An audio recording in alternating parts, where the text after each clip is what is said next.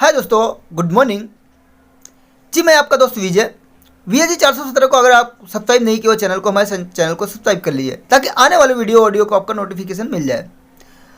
दोस्तों कभी कभी हमारी वीडियो थोड़ी लेट से आती है, इसके लिए सॉरी, क्योंकि टीम बहुत बड़ी हो चुकी है, टीम साइज का, इसलिए क्या है समय बहुत कम मिल पाता है हमें।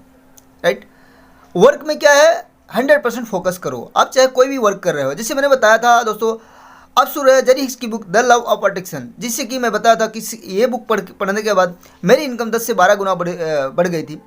तो मैं ये जानता हूँ दोस्तों, अगर आपका ये बुक पढ़ना चाहते हैं तो डिस्क्रिप्शन में इसका लिंक दिया गया है, तो आप वहाँ से मंगा के पढ़ सकते हो। नुकसान तो कुछ नहीं होगा दोस्तों, लेकिन ये पढ़ने के बाद आप चाहे जो भी आप किसी जॉब में है, किसी बिजनेस में है, आपकी इनकम जरूर 2 गुना, 5 गुना, 10 गुना जरूर बढ़ेगी। चलिए हम स्टार्ट करते हैं।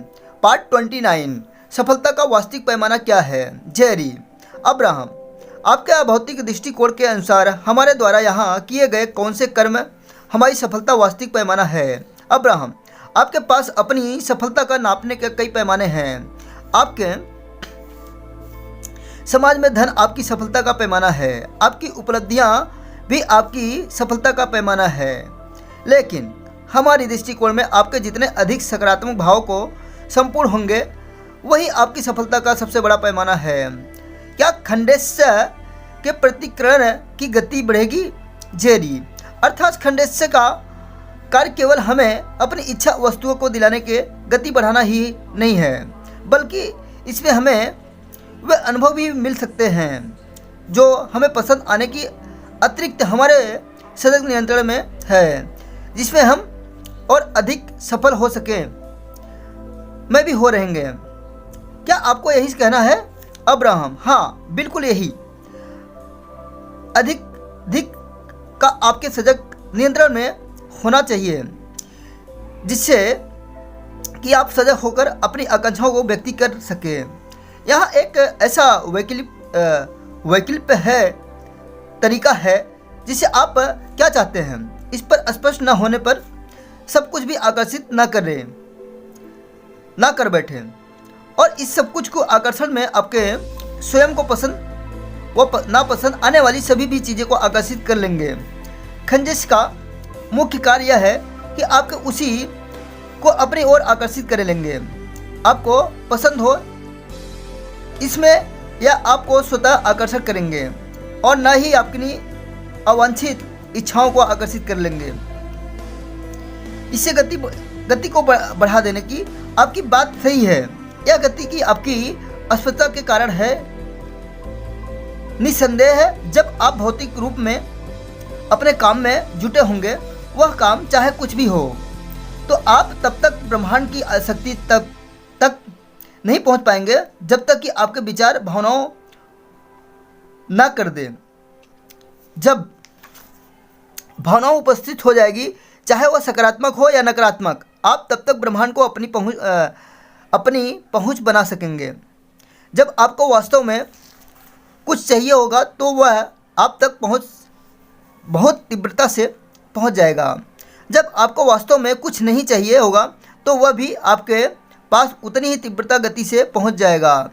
खंडेश का ध्येय है कि आप अपनी इच्छा पर पूरी एकाग्रता सहित पूरी स्पष्टता से विचार करें, जिससे उसकी प्रति भावनाएं उत्पन्न हो। आपकी स्पष्टता से ही इसकी गति बढ़ेगी। ध्यान कार्यालय में खंडेश की प्रक्रिया। जेरी, इसकी शब्दावली में आपसे कुछ पूछना चाहता हूँ, कृपया बताएं। 3 तरह की प्रक्रिया होती है, एक खंडेश, दूसरी कार्यशाला है और तीसरी ध्यान, जिसे आपने अन्य लोगों को द्वारा कहे जाने वाले शब्दों के तौर पर सदा कदा चर्चा की है। क्या आप हमें तीनों प्रक्रिया को अंतर तथा इनके कार्य स्पष्ट हो करेंगे। अब्राहम, इन सभी प्रक्रियाओं के पीछे भिन्न आकांक्षाएं होती है, इसलिए आपका प्रश्न हमारी खंडेश का अवधारण के लिए बिल्कुल सही है। जब आप तीनों में से किसी भी प्रक्रिया का उपयोग करेंगे तो उससे पहले ही आप जानना होगा कि इनके उपयोग क्या है तथा आप इसमें क्या पाने की आशा रख सकते हैं। आपका यह शब्द ध्यान एक ऐसा खंड है जहां आप अपने अंतरिक्ष संसार को अनुभूति करने के लिए अपने सजग वैचारिक तंत्र को शांत करने की आकांक्षा रखते हैं। यह भौतिक विकसण का भौतिक जगत से कट जाने का समय है, जिसे आप भौतिक के पार की अनुभूति कर सकें। इससे विकिरण कि कई कारण होते हैं और इस खंड में प्रवेश करने से पहले आपको अपने कारण पता होने चाहिए। आपके लिए ध्यान के इस खंड के प्रविष्ट होने का कारण आपको भ्रमित पीड़ित करने वाले इस संसार के कटना मात्र हो सकता है। संभव है कि आप कुछ तरोताज़ा होना चाहते हैं। हमारी आपको ध्यान के लिए प्रेरित करना के पीछे यह आकांक्षा है आशय है कि संभव है कि इस आप अंतरिक्ष आयाम में बसने वाली अपने अंतरिक्ष व्यक्ति को अपने शरीर के निहित भौतिक व्यक्तिगत से इकरार कर सके। ध्यान का अर्थ है कि आप अपने भौतिक जगत के प्रति सजगता के अपना ध्यान खींचकर स्वयं को अपने अंतरिक्ष संसार में सामंजस्य बैठाने पर एकाग्रचित करें। वही कार्यशाला प्रक्रिया वह खंड है जहां आप आकर्षण के नियम द्वारा भी जो भी चाहते हो उसी विशिष्ट निश्चित विचार पर पूरे विस्तार सहित स्पष्ट कल्पना को उत्पन्न करते हैं। दूसरे शब्दों में आप अपनी इच्छाओं पर इस तरह निश्चित तरीके से चिंतन करना चाहते हैं जिससे आप अपने सृजन की गति को ब्रह्मांड की शक्तियों को उपयोग द्वारा बढ़ा सकें। कार्यशाला वह काल है कि जिसे क्षण में आप अपने जीवन में चुनी गई किसी भी विशिष्ट इच्छा को विचार के साथ सामंजस्य बैठाते हुए उनका निर्देश करते हैं। अपने भौतिक संसार में आप तब तक भी कुछ भौतिक रूप में अनुभव नहीं कर सकते जब तक कि अपने इससे पहले ही अपने विचारों पर निर्मित न करे लिया हो। इसलिए कार्यशाला वह स्थान है जहां आप वस्तुओं को या अपनी इच्छित वस्तुओं की स्वदेश विचारों द्वारा स्वदेश आकर्षण की शुरुआत करते हैं। खंडेश की प्रक्रिया का कार्य केवल यह है कि जब आप किसी ऐसे खंड को प्रविष्ट हो जहां आप आकांक्षाओं को पिछली बार में अलग हैं, तो रुक कर आपकी वर्तमान इच्छाओं का क्या है इनकी पहचान करना खंडेश का प्रक्रिया द्वारा आपके स्वतः सृजन में आपसे इतर आकांक्षाएं रखने वाली लोगों के आप पर पड़े प्रभाव आपकी अपनी पुरानी आदतों पर प्रभाव से आने वाली मुख्य बाधाओं को दूर करना लक्ष्य है। मैं सजग रहते हुए कैसे प्रसन्नता का अनुभव कर सकता हूँ। आप सुन रहे जेरी हिक्स की बुक। मैं आपका दोस्त विजय जेरी। मैंने आपका यह सुझाव सुना है कि किसी चीज की आकांक्षा आरंभ करने से पूर्व प्रशंसा बिंदु तक पहुंच जाना चाहिए। क्या आप अब हमें कुछ ऐसी तरीका बताएंगे जिनमें सजगता पूर्वक प्रसन्न अनुभव कर सकें या सकारात्मक भावनाओं की अनुभूति जागृत कर सकें? अब्राहम यह बताने से पहले आपको प्रशंसा अनुभव कर सकें आवश्यक महत्वपूर्ण के बारे में बताएंगे कि आप चुंबक जैसे हैं और आप वैसे ही अनुभव करते हैं जैसा आपको आकर्षण का बिंदु होता है। यदि आप स्वयं को प्रसन्नता अनुभव करेंगे, यदि आप उन चीज़ों को पर विचार करेंगे जो आपको पसंद ना हो, जिससे आपको प्रशंसा की अनुभूति होती हो, तो आप उन चीज़ों को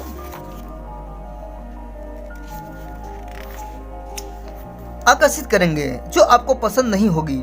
पसंद रहने का बहुत ही महत्व है। क्या केवल प्रसन्न रहकर ही आप अपनी इच्छित वस्तुओं को आकर्षित कर सकते हैं, बल्कि आपको नैसर्गिक अस्तित्व भी ऐसा ही है। जब आप अपनी प्रशंसा को स्वीकार नहीं करते हैं, जो आपके अपने वास्तविक स्वरूप से बहुत ही दूर हट जाते हैं। जब आप किसी क्षण में स्वयं को पसंद महसूस करें, तो यह पहचाने में समय अवश्य न दें कि आपके आसपास की कौन सी वस्तुएं हैं जो आपकी प्रशंसा को प्रभावित कर सकती है। आप में कई लोग को प्रसन्नता उस संगीत में मिल सकती है जो आपकी तत्क्षण अवस्था में सामंजस्य रखता हो। कुछ लोगों के लिए अपनी बिल्ली को दुलाना या भ्रमण करने की प्रेम करने से और भी किसी भी बच्चे से साथ खेलने पे ऐसा प्रशंसा का अनुभव हो सकता है। कुछ लोगों को खुशी किसी पुस्तक का कोई पैराग्राफ पढ़कर हो सकती है, तो कुछ लोगों को लिए अपने किसी मित्र से फ़ोन पर बात करना उनकी प्रेरणा का कारण बन सकता है। प्रसन्नता को अनुभव करने के लिए बहुत से ही तरीके हो सकते हैं। आप अपने आप को प्रज्वलित करने से जितने अधिक पारस पत्थर खोजे सकेंगे उतना ही अच्छा हो रहेगा, जिससे आप प्रसन्न होंगे कि के लिए किसी भी मार्ग का पालन कर सकेंगे। किसी भी चीज़ को आपको प्रेरणा मिले उसे याद रखें तब तक कि जब तक कि आपका विशेष रूप में प्रेरित होना चाहेंगे। तो प्रशंसा पाने से आपको पत्थर का उपयोग कर सकते हैं। आप सुन रहे हैं जेरी हिक्स की बुक, मैं आपका दोस्त विजय। लेकिन यदि मेरे आसपास के लोगों को दुखी हो तो क्या होगा? जेरी, आपका कहना है कि प्रत्येक अवस्था में प्रसन्न रह सकते हैं, लेकिन ऐसा कैसे संभव है जब हम किसी ऐसे व्यक्ति को देखें जो अत्यंत नकारात्मक परिस्थितियों भोग रहा हो? अब्राहम, आप उसी अवस्था को प्रसन्न कर सकते हैं जब केवल आप जो चाहते हो उसी अपना विचार बनाए रखें।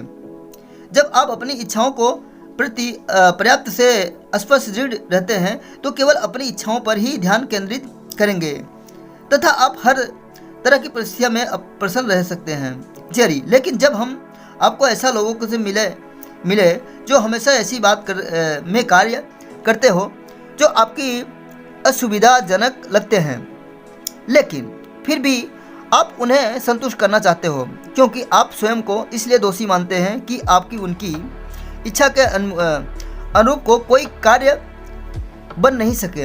आपके मुताबिक इस तरह की परिस्थितियों में हमें कैसे प्रसन्न रह सकते हैं? अब्राहम, यह बात सही है। जब हम ऐसे लोगों को बीच रहते हो तो पसंद हो या आपके आसपास आपके जीवन में वे लोग शामिल हो जिन्हें आप दे सकते हैं।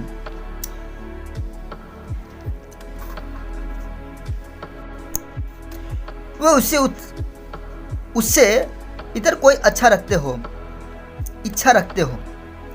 तो आप पसंद हो या सकारात्मक नहीं हो सकते। लेकिन भौतिक वस्तु के लोगों के साथ रहते हुए हमें यह महसूस किया है कि आप लोगों को में अनुभव करते हैं उसका असर 5 से 10 मिनट में भी भीतर समाप्त हो जाता है।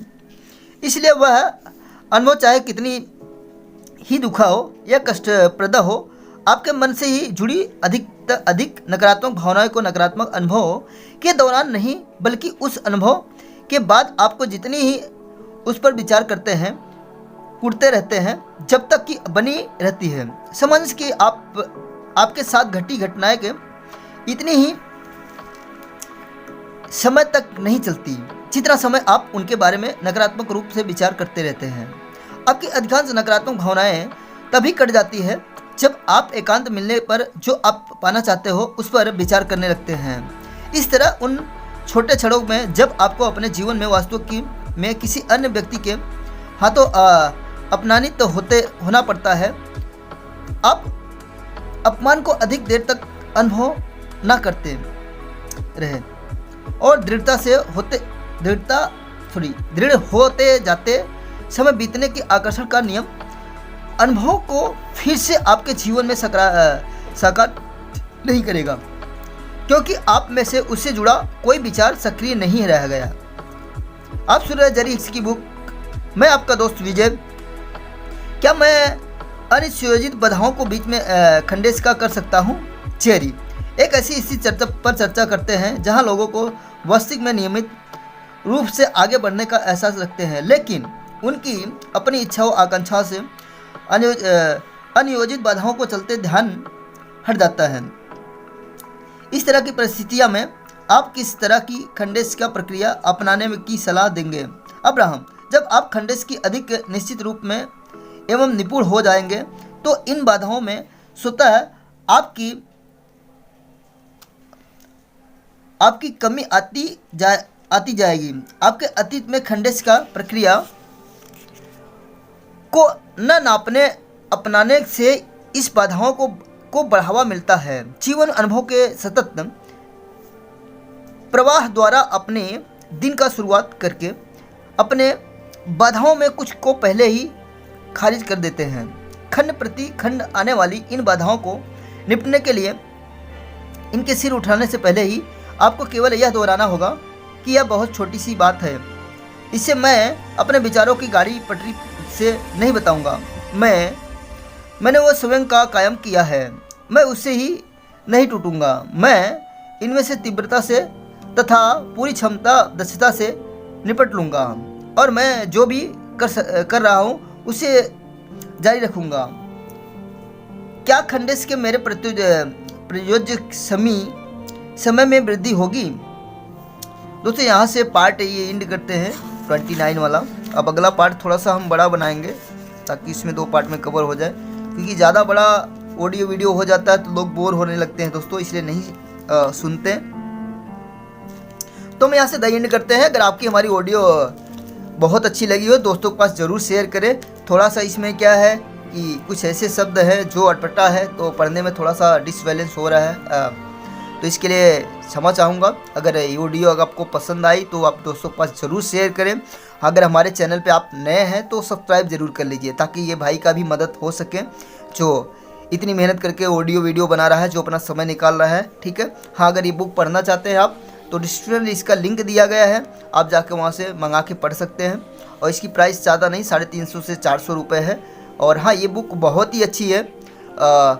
बहुत सारी बुकें तो मैंने पढ़ा हूँ, 10, 15, 20 बुकें समथिंग लगभग वन टाइम के लिए, लेकिन ये बुक सबसे अलग है क्योंकि किस तरह से ये ब्रह्मांड की सिस्टम काम करता है इसके आधारित ये सारी बुक लिखी गई है। अगर आप नहीं मंगा सकते हैं तो दोस्तों आप गाड़ी चला रहे हो या कुछ भी कर रहे हो तो हमारी ऑडियो सुन सकते हैं आप कान में ईयरफोन लगा के, या कुछ आप घर का कामकाज कर रहे हैं या हाउस वाइफ हैं तो भी ये मोबाइल चालू करके आप सुन सकते हैं। आपने यहाँ तक जो हमारी ऑडियो वीडियो सुनी, आपका बहुत बहुत धन्यवाद। Thank you so much.